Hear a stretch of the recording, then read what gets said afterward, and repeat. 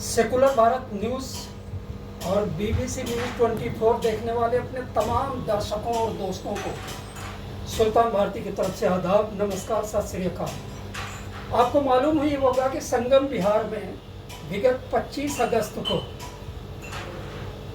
Bike पर सवार 3 बच्चों में से किसी एक ने अपनी मां के साथ घर लौटते हुए ई ब्लॉक में बच्ची के ऊपर गोली चलाई और उसके बाद में हिंदू मुस्लिम करने वालों को एक मवाद हासिल हुई। इसी सिलसिले में फिलहाल खुशी की बात यह है कि पुलिस ने तत्काल तत्परता दिखाते हुए प्रशंसनीय कोशिशों के साथ में सभी अपराधियों को गिरफ्तार कर लिया है और यहाँ की नफरत फैलाने वालों का उत्साह और झाग लगभग जमीन पर बैठ चुका है। इसी सिलसिले में यहाँ के एक समाज सेवक और एसडीपीआई के पदाधिकारी, वरिष्ठ पदाधिकारी आइनुल हक साहब ने आज एक जन सद्भावना मीटिंग का आयोजन किया था। तो चलिए हम उनसे कुछ सवाल पूछते हैं। 25 अगस्त को ये घटना हुई थी। एक नाबालिग लड़की को 3 लड़कों ने आकर गोली, ये बताया था एक तरफा प्यार का मामला जैसे बताया जा रहा था। तो क्या इस पूरे मामले को किस नजरिए से आप देखते हैं? देखिए, ये जो प्यार का मामला है ये कोई धर्म जात से नहीं आता। ये सब लोग, आप हैं या कोई भी दुनिया में सब जितने भी आए हैं, ये प्यार का मामला एक 9 उम्र के बच्चे होते हैं, ये किसी से भी और कैसे भी हो जाता है। इसमें धर्म बीच में आड़े नहीं आता है और यहाँ पर भी नहीं है। खुदा ना खास्ते अगर ऐसा होता इसमें, जैसे एक बच्चा ही सिर्फ एक होता कोई मुस्लिम, तो ये लोगों ने आज तक जो है ना दंगा भड़कवा दिया होता और हिंदू मुस्लिम रैंक करा दिया होता। ये कह लें कि ये घटना होनी नहीं चाहिए थी और हमें इसका बड़ा अफसोस है। उस बच्ची के साथ हम भी हैं और हमारी पूरी पार्टी उसके साथ तन मन धन से तैयार है। जहाँ पर भी जरूरत पड़ेगी हम उसके साथ, बच्ची के साथ खड़े हैं। बच्ची बच्ची होती है, ना मुस्लिम ना हिंदू होती है। बच्ची एक बच्ची होती है, एक लड़की होती है। तो ऐसा इसमें रंग दिया जा रहा है। यहाँ हिंदू मुस्लिम है ही नहीं। जिस तरीके से कुछ हिंदू संगठन और कुछ मीडिया के लोग भी हैं, इसको लव जिहाद से जोड़ रहे हैं, तो क्या कहेंगे सर? ये लव जिहाद वही लोग जोड़ रहे हैं जिनको लव जिहाद से फायदा मिलता है, राजनीति में फायदा मिलता है, नेता बनने में फायदा मिलता है। वो लोग इसको लव जिहाद का भी लक़ब देंगे। वही लोग जो है हिंदू मुस्लिम कराने का लक़ब देंगे और वही लोगों को बदहज़मी हो रही है इस बात की कि यहाँ पर आप तक राइट क्यों नहीं हुआ संगम बिहार में। आइनुल हक साहब, आपसे मेरा एक सवाल है। वो क्लिपिंग मैंने भी देखी थी जो नेता लोग आए थे और बोले थे, उसमें उनकी उससे लग रहा था कि जिसको पकड़ना था उसे नहीं पकड़ा। मतलब क्या गोली चलाने वाला लड़का वो मुस्लिम था और लव जिहाद का आरोपी भी वही है? उसका कुछ मतलब संबंध की बातें आई हैं कि उसका पीड़िता के साथ में कोई फ्रेंडशिप थी या गिरफ्तार हुए लड़के थे? आखिर हकीकत क्या है? देखिए, पहले तो जो गोली चलाने वाला इत्तेफाक से वो मुस्लिम नहीं है, वो भी मुस्लिम भी साथ में था, लेकिन गोली चलाई वो कुमार करके है, अंकित कुमार करके है, उसने गोली चलाई है। जैसा कि पहली जो तफ्तीश में पता चला है। और मुस्लिम लड़का भी था, उसकी भी हमें निंदा करते हैं, अच्छा वो भी नहीं है।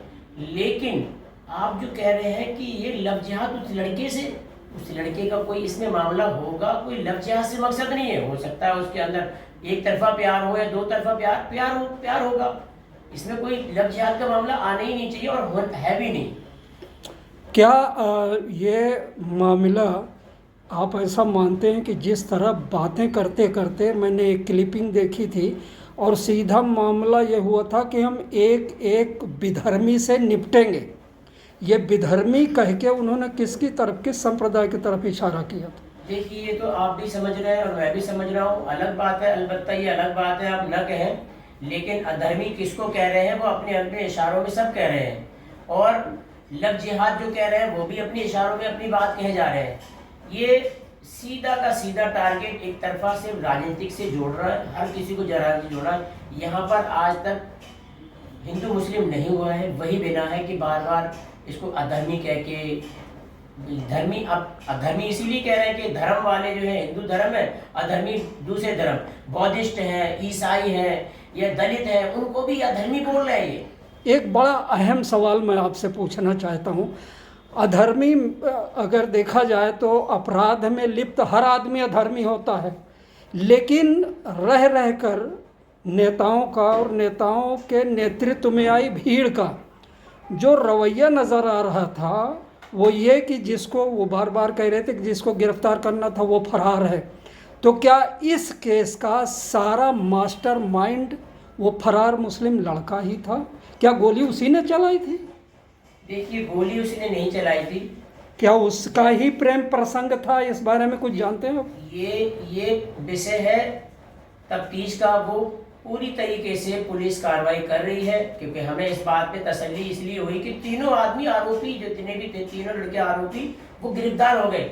इसलिए हमें दिल्ली पुलिस से पूरा उम्मीद है कि सही तरीके से पुलिस तफ्तीश करेगी और आरोपियों को सख्त से सख्त सजा दिलाने की पूरी कोशिश करेगी वो भरपूर, और इस पर हम भरोसा करते हैं। हमारा संविधान के तहत हमें भरोसा भी करना चाहिए। जिस तरीके से पुलिस पर हिंदू संगठन आरोप लगाते रहे हैं, उन पे कार्यशैली पे आरोप लगाते रहे हैं अब तक, लेकिन उन्होंने तीनों को गिरफ्तार किया, तो आप उनको किस नज़रिए से देख रहे हैं पुलिस के कार्यशैली को? देखिए, पुलिस की कार्यशैली को मैं एक ईमानदाराना तरीके से देख रहा हूँ। अभी तक जो है ईमानदाराना तरीके से हुई है, लेकिन इसमें जिन आदमियों ने या जिन असामाजिक तत्वों ने मदरसों को और मस्जिदों को लेके अवैध टिप्पणी की है, उस पर कोई कार्रवाई नहीं हुई। उस पर या तो हमारी दिल्ली पुलिस की नज़र नहीं गई, तो मैं चाहता हूँ दिल्ली पुलिस एक बार फिर दोबारा से जो है इनकी क्लिपिंग सुने कि किस तरीके से दंगा भड़काने की कोशिश की जा रही है, उसको भी नज़र दिलाए, वरना अन्यथा पुलिस अपनी कार्रवाई पूरी तरीके से कर रही है, हमें तसल्ली है। लेकिन जो उन्होंने कार्रवाई नहीं की है, जिस पे उस पर भी हम मांग करते हैं, उस पर भी कार्रवाई करें जो सही ईमानदारी से कानूनी कार्रवाई बनती है। इसमें कोई दो राय नहीं कि पुलिस ने तुरंत ही बड़ा प्रशंसनीय तत्परता दिखाई, जिसकी वजह से 2 आरोपी गिरफ्तार हुए और तीसरा भी अंदर आ गया। और इस तरह से जिन्होंने एक डेडलाइन खींची थी केस तक नहीं हुआ तो हम ये करेंगे वो करेंगे, फिलहाल वो खतरा टल गया है। भविष्य के लिए आप क्या चाहते हैं कि किस तरह की व्यवस्था इस संगम बिहार में हो कि जिससे फिर इस तरह का भय का वातावरण न बने? पुलिस को हम पुलिस की मदद चाहते हैं कि पुलिस जो है और अपनी सतर्कता बरते और ऐसे असामाजिक बच्चे जो हैं उन पे जो है नज़र रखे। दूसरी बात, जो लोग, देखिए बहुत महत्वपूर्ण चीज़ है, जो लोग असामाजिक होते हैं और उसके अंदर अपनी राजनीतिक कैरियर बनाने के लिए दंगे भड़कवा देते हैं, उन लोगों पे भी FIR कड़ी कार्रवाई होनी चाहिए, क्योंकि एक आदमी के भड़काने से लाखों लोगों का नुकसान होता है और हिंदुस्तान का नुकसान होता है, देश का नुकसान होता है। कहीं इसमें भी ऐसी कोई कड़ी तो नहीं कि एक मुस्लिम लड़के को साथ में लेके किसी ने एक पत्थर फेंकने वाली कार्रवाई कर दी हो, कि कहीं पत्थर फेंक देते हैं, आपने देखा होगा अक्सर कोई पीछे से पत्थर फेंक देता है और उस पर जो है पीछे जाके कहीं ना कहीं नुकसान हो जाता है। आखिरी सवाल